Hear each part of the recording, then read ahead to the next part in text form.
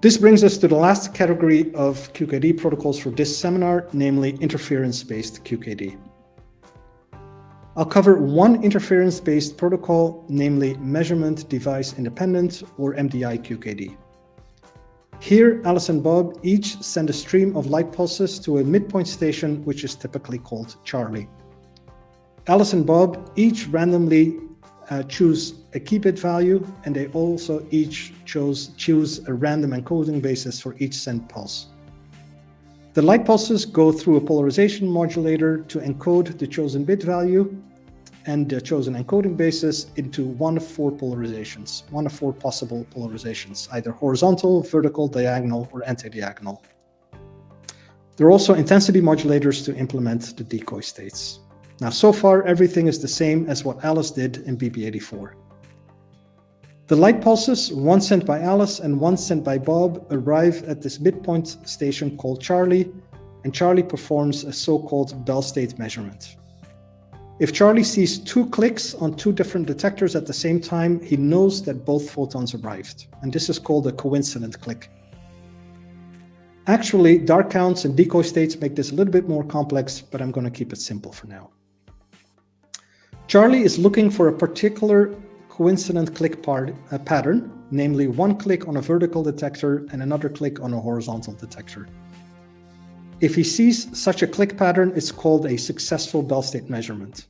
And Charlie reports all the successful Bell state measurements back to Alice and Bob. Alice and Bob use basis shifting to only keep the Bell state measurements for which they use the same encoding basis. And it's relatively easy to see that the result of this stream of opposite bit values, that this results in a stream of opposite bit values at Alice and Bob. So if Bob flips his bits, then Alice and Bob will end up with the same shared key.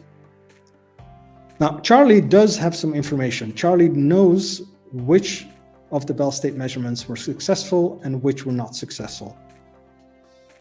But that doesn't give Charlie much information. He only knows that Alice and Bob have opposite bit values, but he has no idea whether Alice has the 0 bit or Bob has the 0 bit. And so as a result of this, Charlie doesn't have any information about the key itself.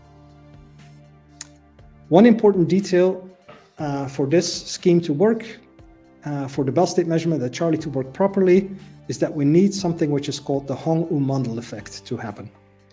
This in turn requires that the two photons arriving at Charlie from Alice and Bob are identical in every aspect except possibly for the polarization.